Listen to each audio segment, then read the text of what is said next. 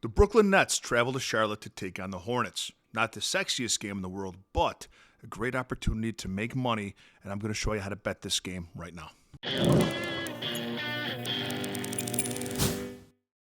What's up, everybody, and welcome to the jungle. Hey, if you want more of these standalone NBA game videos, hit the thumbs up button, because the more I know you like it, the more I will do of them. So we get the Nets today at Charlotte.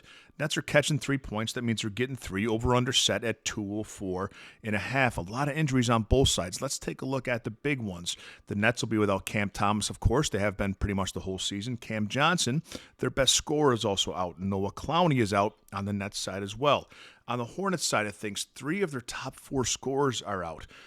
LaMelo Ball's out, Brandon Miller's out, and Mark Williams is out. Also missing is Trey Mann, their backup point guard, who does a fine job in the backup role of LaMelo Ball. And they're also missing Josh Green. That's about 75 points to replace for Charlotte. So who can put a more competitive team on the floor today?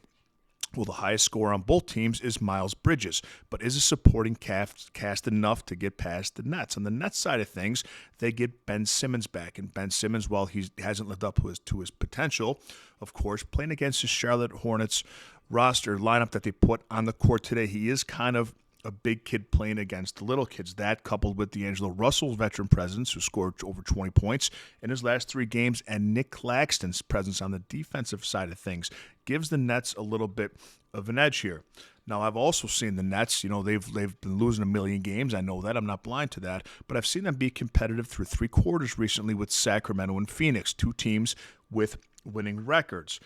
On the road, Brooklyn has been better than they have been at home. They're 14-33 overall, but 9-17 on the road, where Charlotte is 12-31 overall and just 8-15 at home. But, and here's the big one, 1-11 without LaMelo Ball this season. Here's an even bigger one, 0-13 without LaMelo Ball and Brandon Miller. And now throw in Mark Williams, Trey Mann, and Josh Green.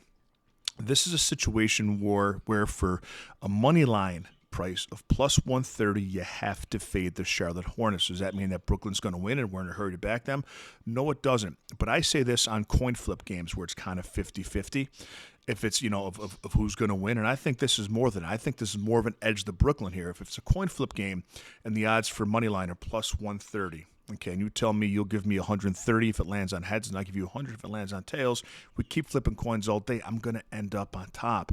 It's like that in these kind of games, although I do think that there's an advantage with Brooklyn. I don't need the 3 points. I think Brooklyn wins this game outright. Take them on the money line, plus 130.